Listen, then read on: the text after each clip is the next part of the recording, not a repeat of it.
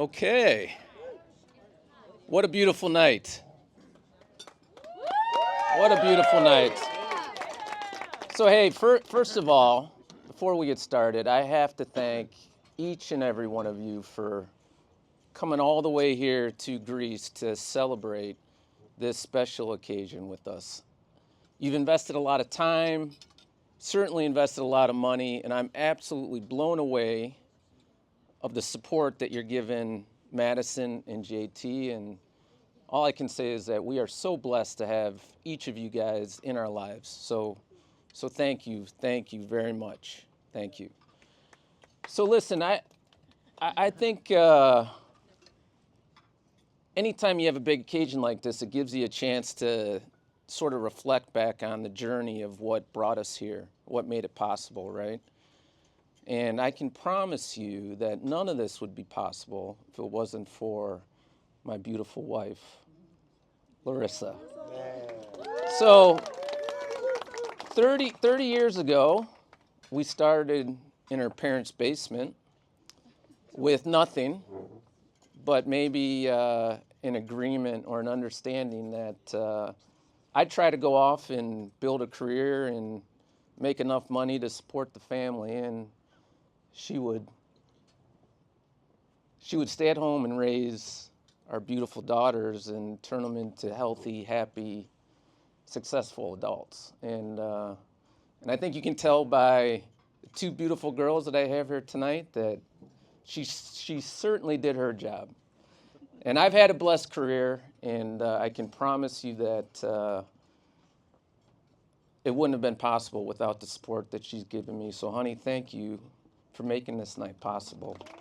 I love you. I love you. And so, listen, even though I was out trying to build a career, I tried to do my part, raising the girls and supporting them, but it didn't take long for them to realize that I was definitely the weakest link in our relationship.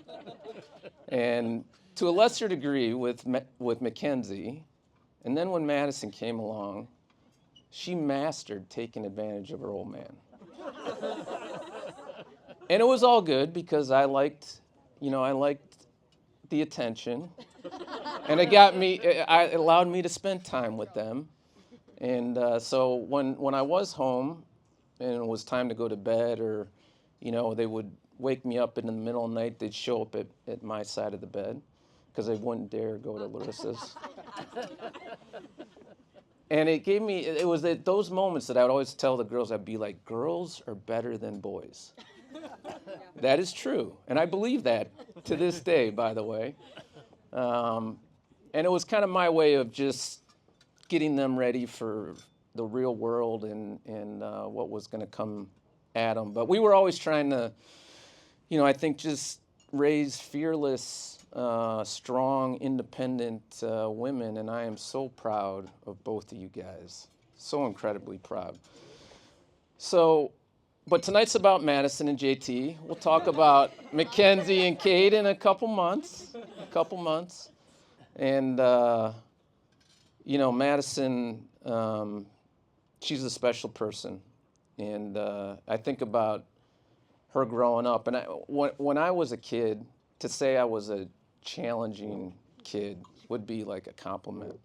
My father used to always say, he'd be like, I wish, or he actually would say, I pray the Lord will give you a son just like you. He said that on multiple occasions, by the way. And for whatever reason, I didn't get a son. But I did get Madison. And when I look at Madison, I see so much of myself in her.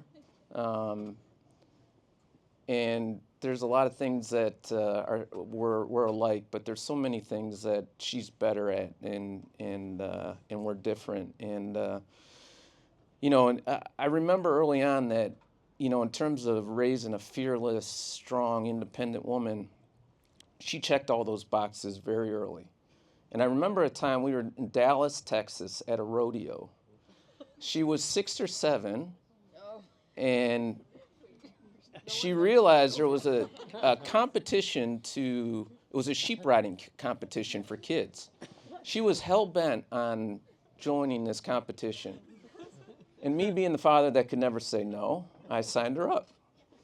And I remember Madison standing there amongst a group of boys, all decked out in their Western gear, cowboy boots, hats. There's Madison in her little pink tank top, white shorts. I don't know, was she wearing Tevas? Converse high tops. They were also pink. Yeah. And I remember the judge came over and asked who was going to go first, and Madison's hand raised right up. They brought over a straitjacket of padding, neck brace, put a helmet on her, face mask. It was about that time I was thinking this is maybe not such a good idea, right? And they load her up on that sheep in the, I don't know what you call it, a bucking stall or something, corral. That gate opens up and that sheep takes off like a bang. My heart stopped.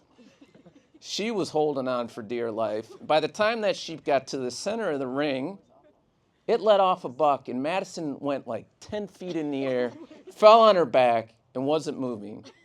And I thought, I definitely just killed my daughter. And so the rodeo clown or whatever ran over, picked her up. Clown, yeah. Not any better. And I thought I heard what was like screams. I'm like, oh my God, she's really hurt. And by the time she got closer to me, she was actually laughing and giggling. And they set her down, they took her helmet off. She had this big smile on her face, and I remember thinking, I think that kid's gonna be okay. I think she's gonna be okay. And I also, thought, God help the poor soul who tries to marry her. And so I can tell you that it's that competitiveness, that fearlessness, love of life, your big heart baby that I love so much, and I'm so proud of you. So now, for the poor soul that tries to marry her, that would be JT.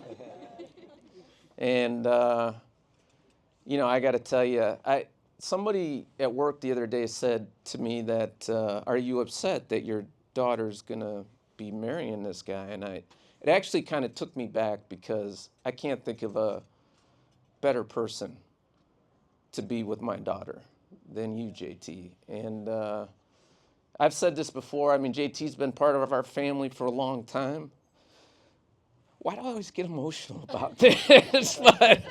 But I can't imagine my life without JT in it, and in our family, and we love you, buddy. So, look, here's my advice, and I tell. I've been fortunate. I get to lead a bunch of teams, and I tell my leaders what I think makes a good leader. I think makes a good relationship, and it comes down to my 3 P's, right?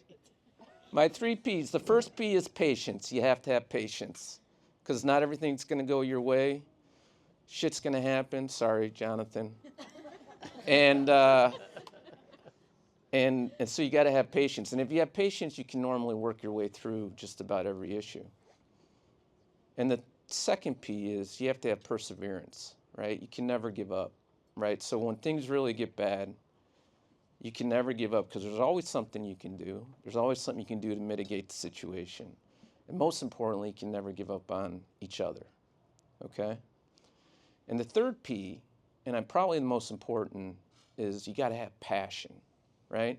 You guys have passion today, but you got to have it in 5 years, 10 years, 30 years, right? So you got to find a way to do things that you love to do together to maintain that passion. If you can do those 3 things, you guys will have an amazing life, okay? And so I'm going to stop talking right now, and I'll just say that, JT, you're now responsible for one of the 3 people that means the most to me in the world, right?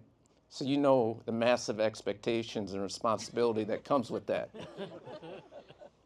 But equally, Madison, I have the same massive expectations for you taking care of JT, because he's now part of my family, okay? So listen, let's raise a glass to these guys. You're going to have an amazing life, all the health, happiness, love. I love you guys so much. So cheers. Love you. Cheers.